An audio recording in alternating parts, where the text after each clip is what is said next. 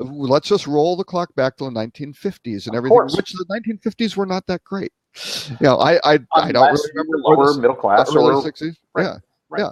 right. Yeah, you No, had good, solid union jobs working for the steel company and that sort of that thing. required minimal skill. Yeah, Yeah, of course. yeah, No, understood.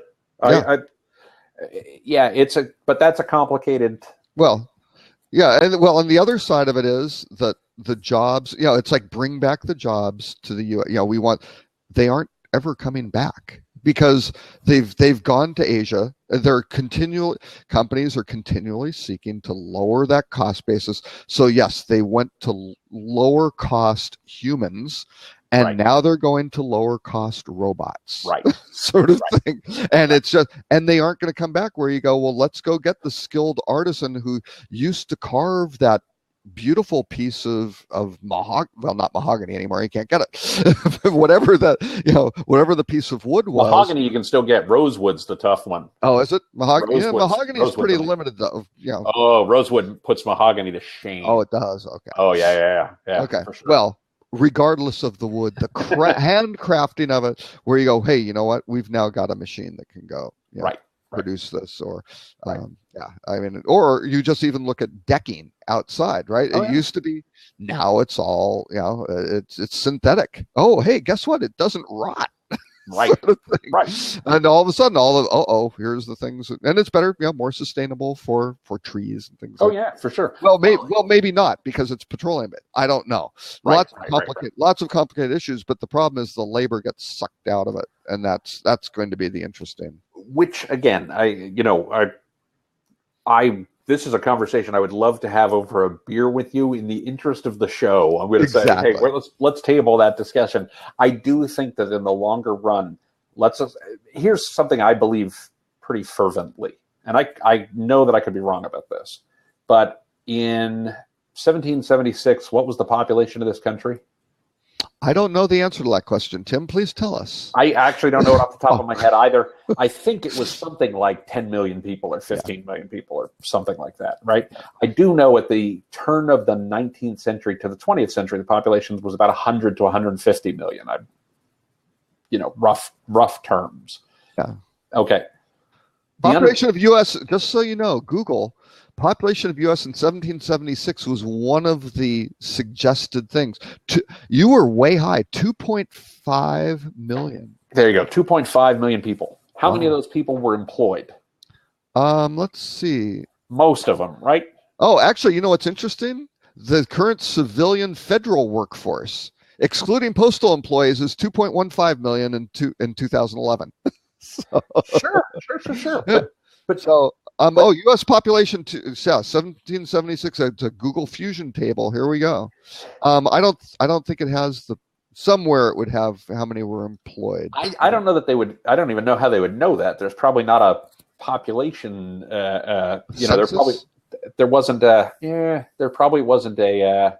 You probably could look through the census records. Nonetheless, most of them were gainfully employed in something or other. Agriculture, most likely. Right? Yep. Oh, Bureau of Labor Statistics. Hang on. Here we go. Oh, I don't know. This may not be. It probably doesn't go back. May not go back far enough. Yeah. Right. I don't know. So here's my point. Most of the people who lived in this country 200 plus years ago were employed in some fashion. Yeah. Most of the people in this country 150 years ago were employed. Yeah. Most of the people who lived in this country 75 years ago were employed. Right? Yep. Most of the people who lived in this country 50 years ago were employed. Yeah. Most of the people who live in this country today are employed. Right. Right? Yep. Well, and the population has grown 100-fold. Oh, yeah. Well, and actually, I'm looking at there's been slight technological achievement over that period. Yeah. Well, it's interesting. Actually, part of it is certainly women in the workforce. And again, this is just the U.S. Sure. But right. The Bureau of Labor Statistics does go back to like 1948-ish. Okay. So at that time, it really kind of varied somewhere between maybe 55 and 57%. But around 2001, it peaked at almost 65%. But labor participation rate.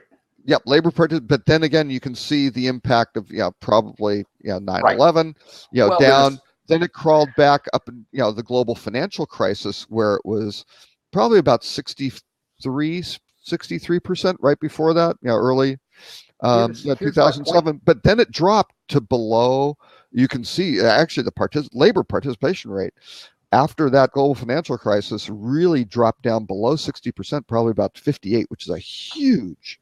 Completely understandable. Yeah. Completely understandable. I don't want to debate the numbers. Yeah.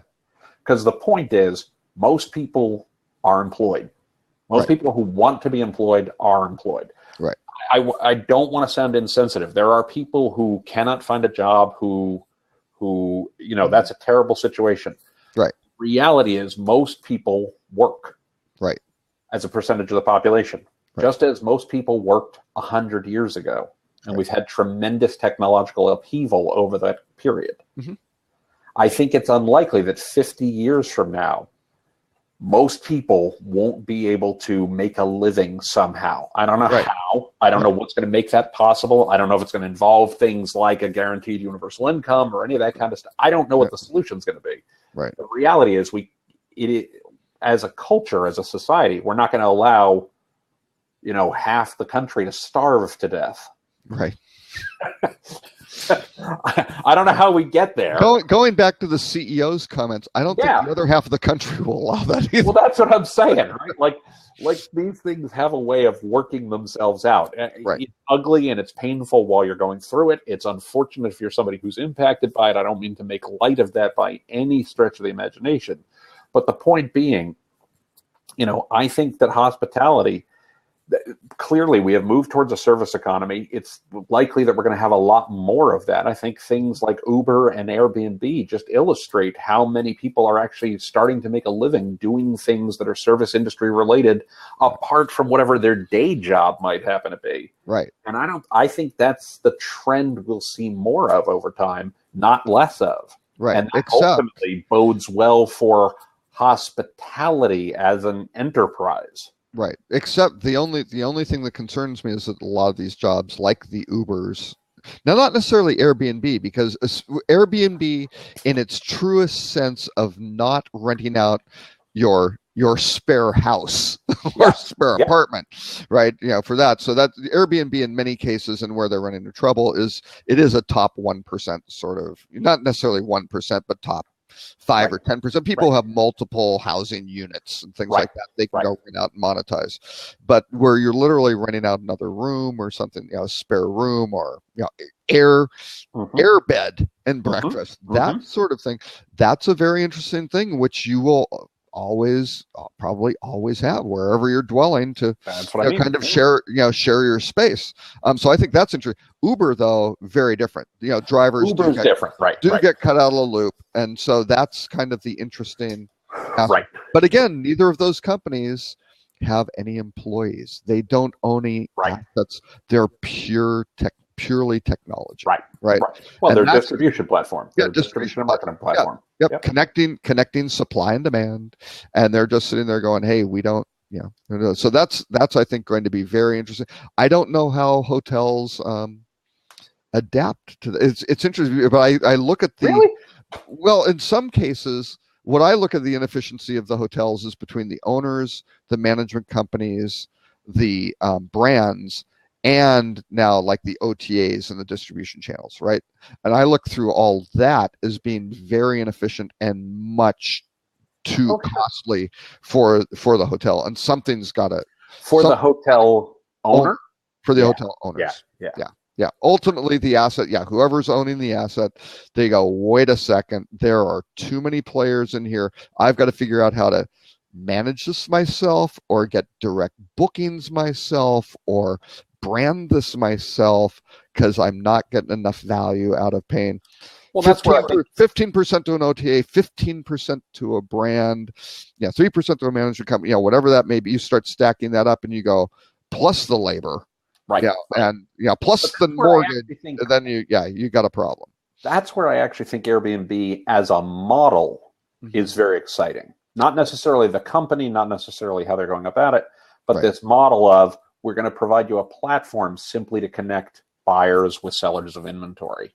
Which is what the major hotel brands are fundamentally doing with their asset light strategy. And I think there are brands who get it and are working in that way to try to be more of that.